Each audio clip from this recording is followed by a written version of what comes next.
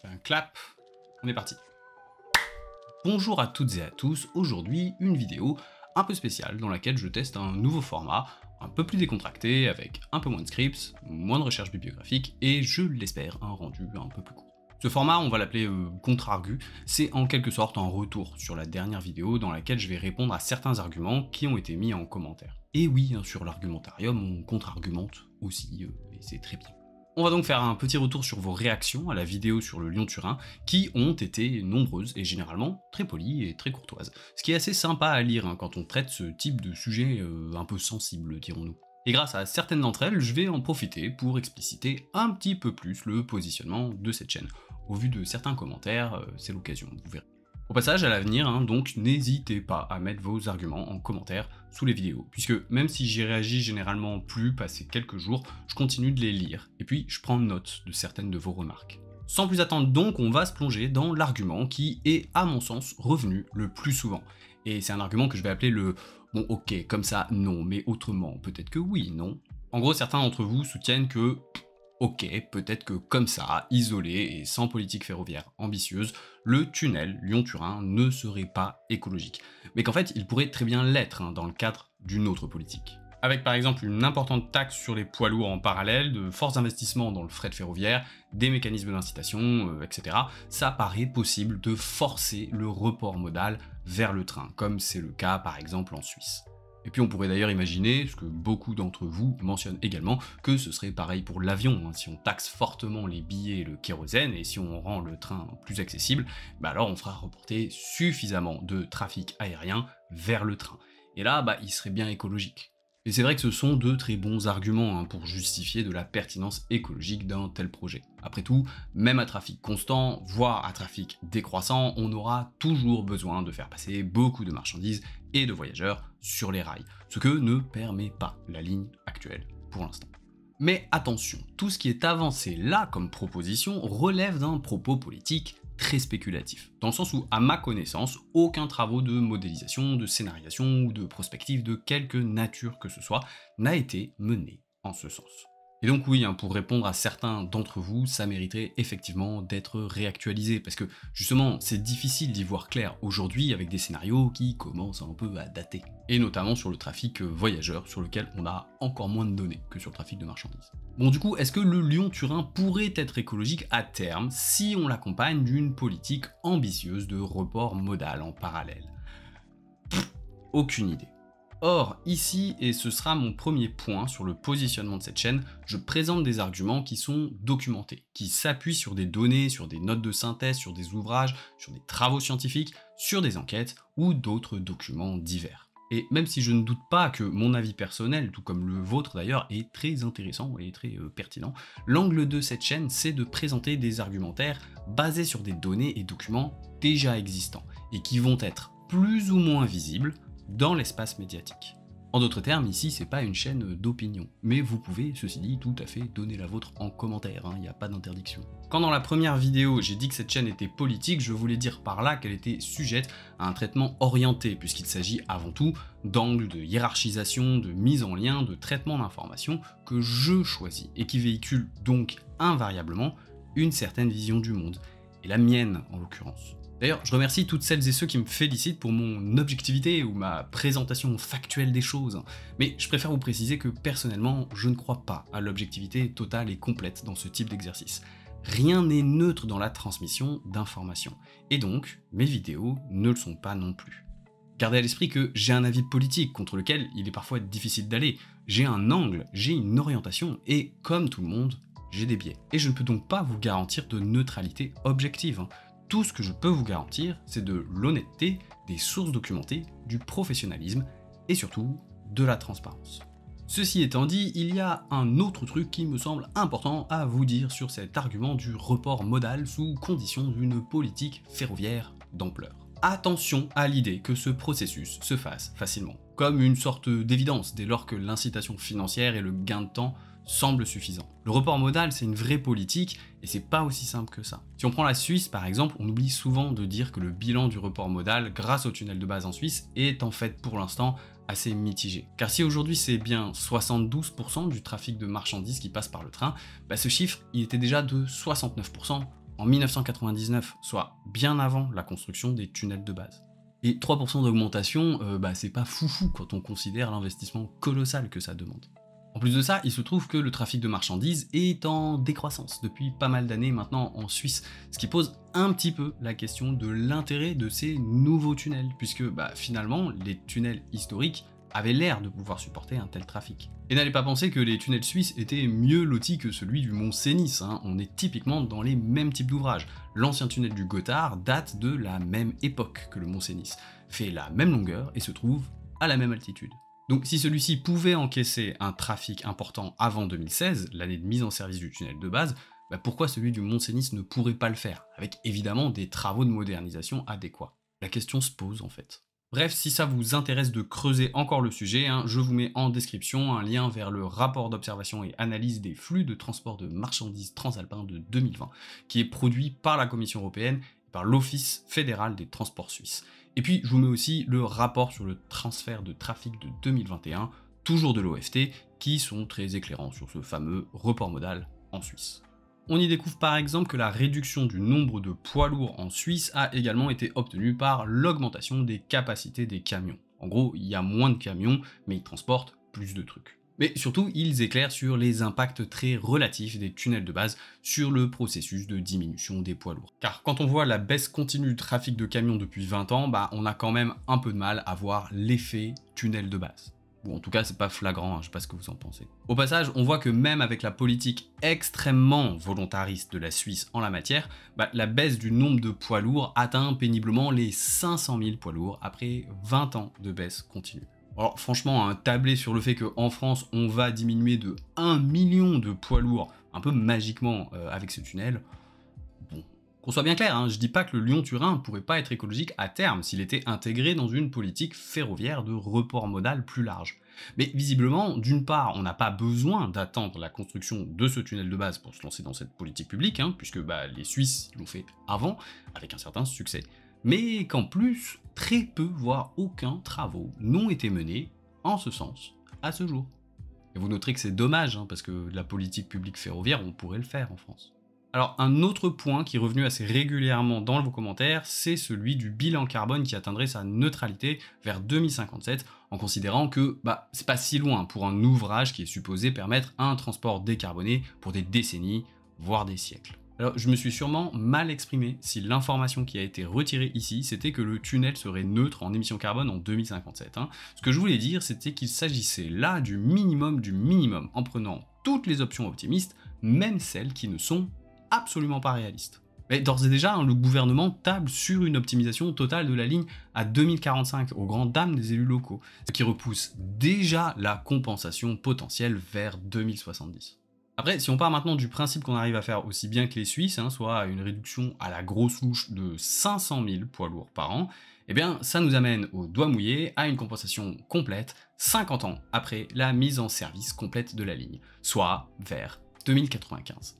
Et là, tout de suite, c'est moins désirable en 2095. Mais à nouveau, tout ça, ça reste très spéculatif, et je trouve que se lancer dans ce type d'exercice argumentatif, c'est un peu casse-gueule. Ça laisse un peu trop de place aux chiffres lancés comme autant d'arguments d'autorité, mais qui, en réalité, veulent pas dire grand-chose. Et c'est pour ça que j'en ai pas parlé dans la vidéo. J'essaie d'être honnête avec les chiffres et de ne pas vous envoyer des gros arguments d'autorité avec des calculs faits maison. Bon d'ailleurs, en parlant de chiffres, j'ai vu parfois dans certains commentaires qu'il s'agissait en fait de 3 millions de camions et pas 1,5 million qui traversent les Alpes chaque année. Alors, attention, cet argument est en fait le fruit d'un petit jeu de chiffres un poil discutable qu'utilisent les défenseurs du projet.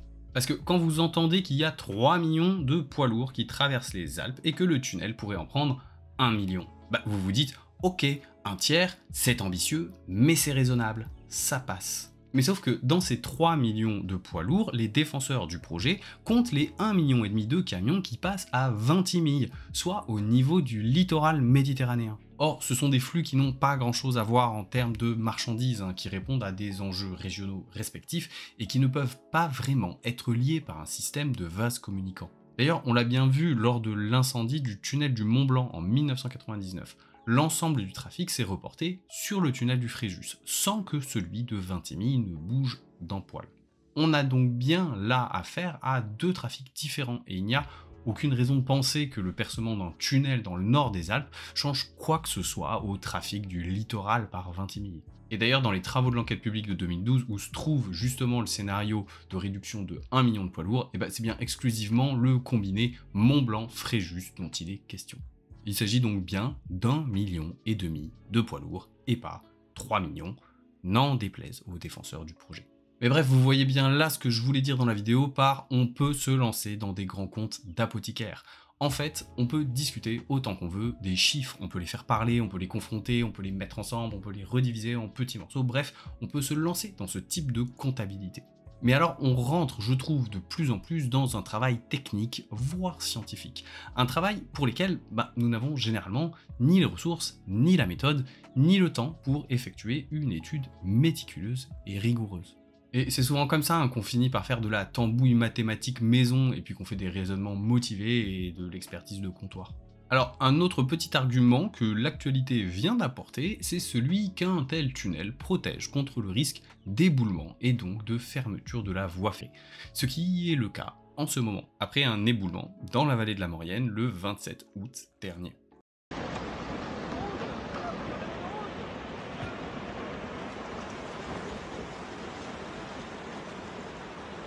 Le tunnel autoroutier et la ligne ferroviaire du Fréjus se sont donc retrouvés inaccessibles. Et la circulation est d'ailleurs toujours fermée aux camions à l'heure où je tourne dans le tunnel routier. Et d'ailleurs, après avoir un temps proposé aux camions de se déporter vers Vintimille pour aller en Italie du fait de la prochaine fermeture pour travaux du tunnel du Mont-Blanc, la décision a finalement été prise de reporter les travaux de ce dernier et de laisser ouvert le tunnel. Bah oui, parce que passer par Vintimille, c'est juste un détour de 500 km en fait, donc le report ne se fera jamais. Pas le choix donc, il faut garder le tunnel du Mont-Blanc ouvert et c'est ce qu'il faut. Et s'il fallait une preuve supplémentaire que ce sont deux flux différents, et bah la voilà. Quant à la ligne ferroviaire, elle est donc fermée à l'heure actuelle, et probablement pour 2 mois au moins. Les défenseurs du projet mettent donc en avant le fait que la nouvelle ligne, elle n'aurait pas été impactée par l'éboulement. Et ma foi, il me semble que c'est plutôt un bon argument. Quand on passe sous la montagne, on évite les risques liés à la montagne. Bon, c'est un peu comme si on avait justifié le tunnel sous la Manche par le fait que celui-ci évite les tempêtes marines, mais bon, soit, on va pas chipoter, c'est un argument qui se tient. En revanche, faut pas croire qu'un tunnel de base ne subira jamais d'incidents ou d'interruptions de trafic. Ces ouvrages permettent certes d'éviter des risques en surface, mais ils génèrent de fait d'autres risques. La liste des incendies et des interruptions de trafic de l'Eurotunnel est déjà franchement éloquente. Mais il y a surtout eu un autre événement ferroviaire dernièrement, dont bizarrement peu de médias français se sont fait l'écho. Le déraillement catastrophique, le 10 août dernier, d'un train de marchandises dans le tunnel de base du Saint-Gothard. Et oui, et du fait de la grande difficulté d'opérer des réparations dans un tunnel de cette taille et à cette profondeur, le trafic voyageurs y est totalement interrompu, au moins jusqu'en 2024. Le trafic de marchandises, il est fortement réduit. Donc attention, autre type de ligne, autre technologie, mais aussi autre risque, pas plus de risque du tout. Enfin, je vais terminer sur un point régulièrement soulevé par les soutiens indéfectibles du projet, celui de la position particulière du chercheur Yves Crozet à la présidence de l'Union routière de France. Parce que ça me semble particulièrement important.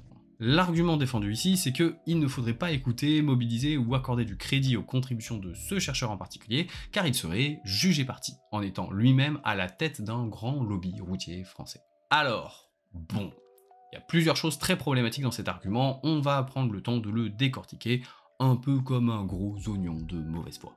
Le premier problème, c'est de considérer qu'ici, sur cette chaîne, je devrais disqualifier des arguments a priori parce qu'ils proviennent d'un lobby. Et c'est bizarre, parce que justement, j'essaie de présenter des arguments contradictoires, qu'ils proviennent de lobby ou non. Je cite bien les arguments de la Transalpine, après tout.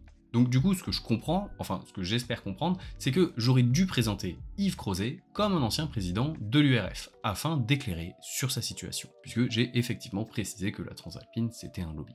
Et ma foi, peut-être. Pour être honnête, je me suis posé la question au moment d'écrire le script. Mais si j'ai finalement décidé de ne pas mentionner cette affiliation, c'est pour plusieurs raisons. D'abord, sachez que l'Union routière de France, malgré son nom très pompeux, c'est pas du tout le lobby du secteur routier en France.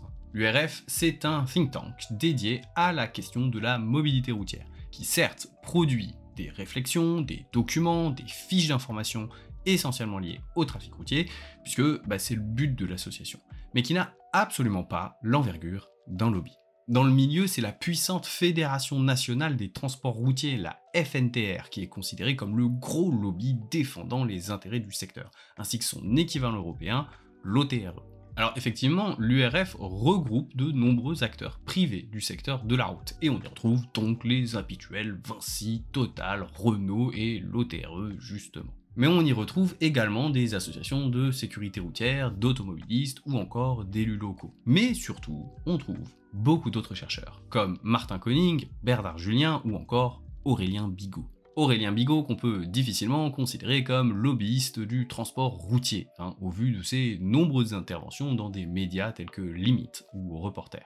En fait, pour ceux qui ne connaissent pas beaucoup le monde de l'interface entre sciences, société et politique, l'appartenance ou la participation à ce type d'association peut effectivement sembler suspecte, voire disqualifiante pour participer objectivement au débat public. Mais en réalité, c'est assez commun pour des scientifiques de participer à l'activité d'associations diverses qui jouent un rôle dans l'interface science-société. Et pour tout vous dire, c'est même souhaitable, puisqu'on a souvent fait le reproche, et parfois à juste titre, aux scientifiques de ne pas assez s'impliquer dans les choses de la cité, et plus particulièrement dans l'utilisation qui est faite de leurs travaux dans la société. Et c'est donc souvent dans le cadre d'associations comme celle-ci que les scientifiques entrent en contact et échangent avec des professionnels du secteur, privés comme publics, et des élus. Et c'est généralement plutôt bien accueilli des deux côtés, puisque cela facilite le transfert des connaissances scientifiques vers un certain public, les gestionnaires, les décideurs, etc.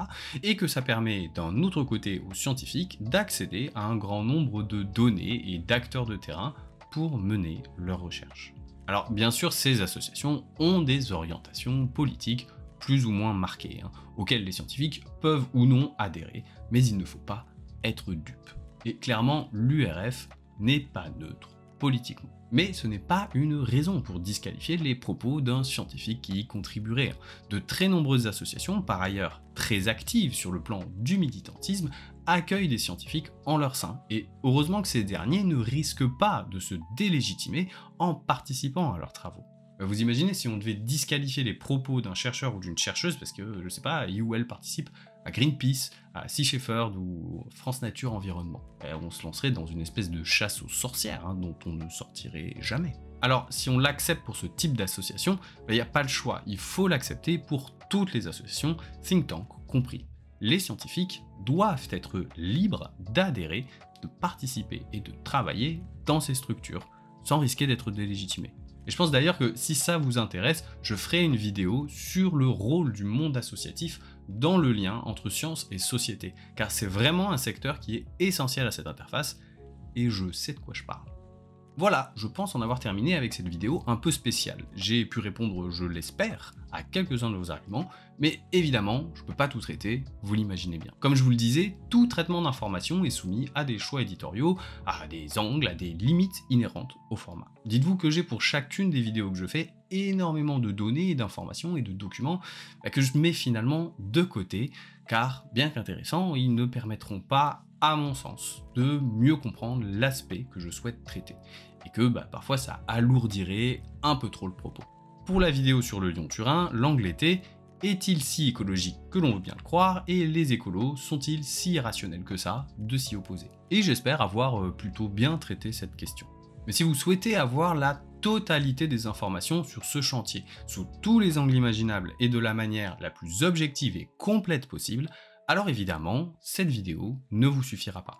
Et je vous invite donc à poursuivre vos recherches autant que vous le désirez. Il y a vraiment beaucoup de ressources sur le sujet.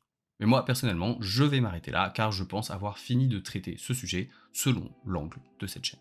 Voilà, c'est tout pour cette fois. Vous me direz en commentaire si vous pensez que ça vaut le coup que je fasse ce format de temps en temps. Honnêtement, je ne sais pas ce que ça vaut. C'est un essai, donc n'hésitez pas à me faire un retour. Peut-être que je devrais faire ce format de contre-argus sur Twitch, je sais pas. Ça nous permettrait peut-être d'interagir, je sais pas ce que vous en pensez. Sur ce, je vous laisse, je retourne à mes lectures pour préparer la prochaine vidéo.